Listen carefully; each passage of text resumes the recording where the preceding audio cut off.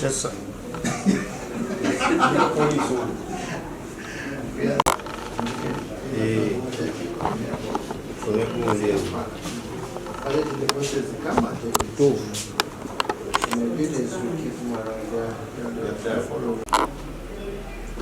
Okay, colleagues.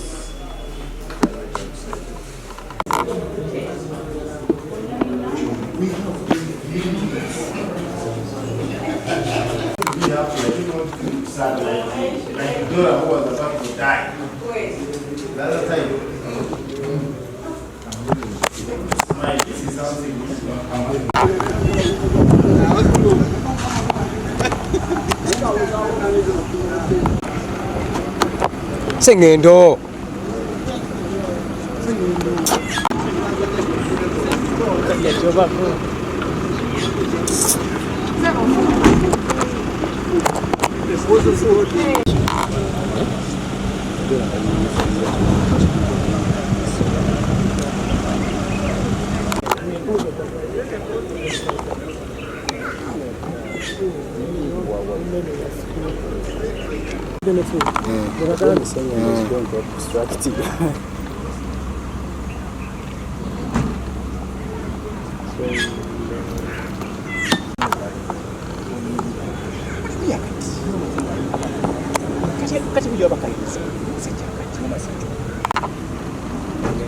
They are now coming.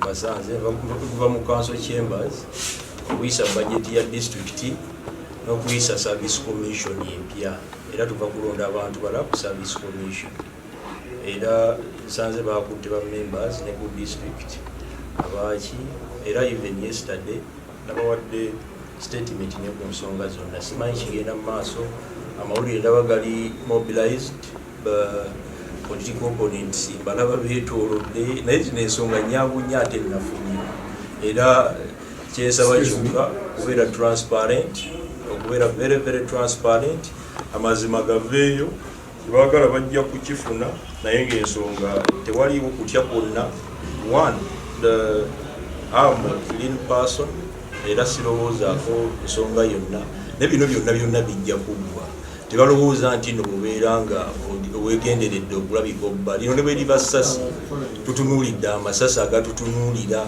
tutunuulidde n'ebintu ebyenjawulo eno intimidation terina kyesobola kukola one it is very key bisisitimu byonna n'ebikola ki byetutunuulidde naye sisobola kutiisibwa zino motivation zaki ate kyenjagala sigenda kukivaako emisana n'ekiro ngenda kusigala njogera ekintu kyekimu era nga ndi mu kuexposinga n'ensonga zonna ezikwatagana ku regime ya gavumenti gyeyaleeta eya administrative collection system eriwo okulaba nti abantu tebabba ssente naddala abakozi ba gavumenti. Abakozi ba gavumenti abasinga babadde bakozesa obutabo ne bagaba risiiti ez'ebikwangala. Kakati ssente bwe zigenda mu gavumenti zo zibaayo okuzibanja okudda kyandibadde kyangu naye gavumenti nayo erina obuzibu n'akatubagiro k'ebyenfuna.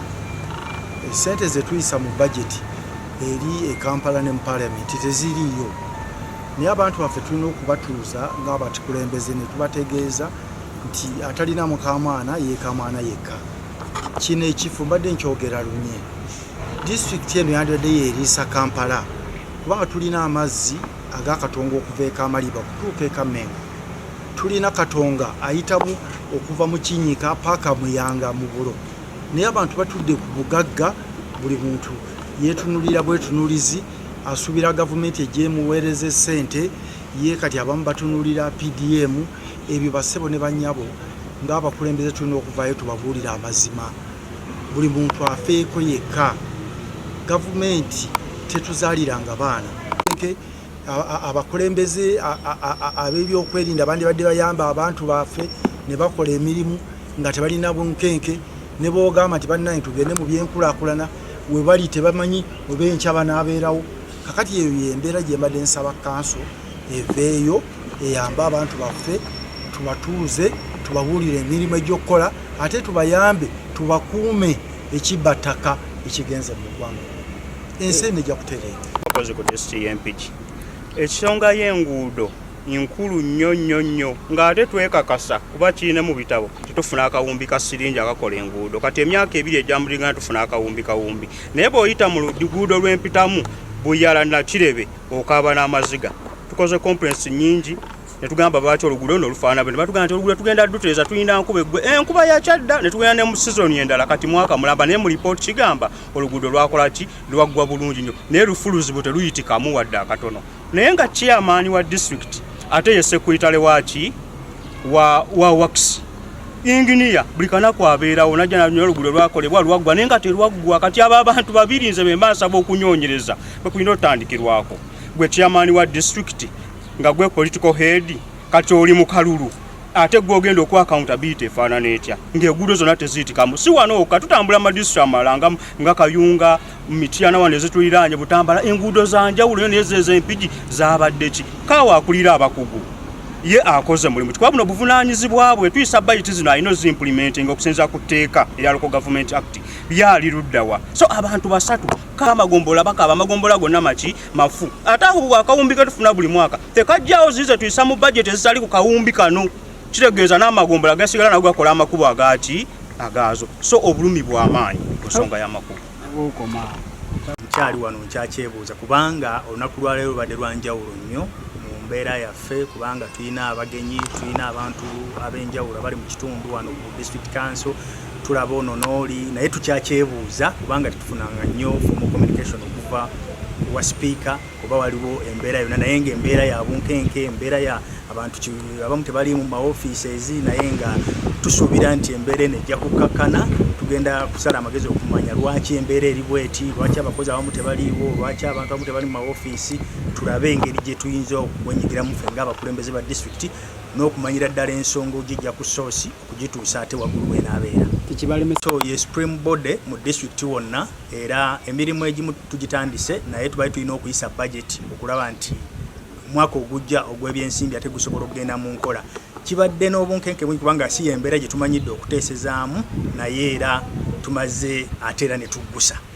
Erinnya nze Cyrus Baker Sempijja.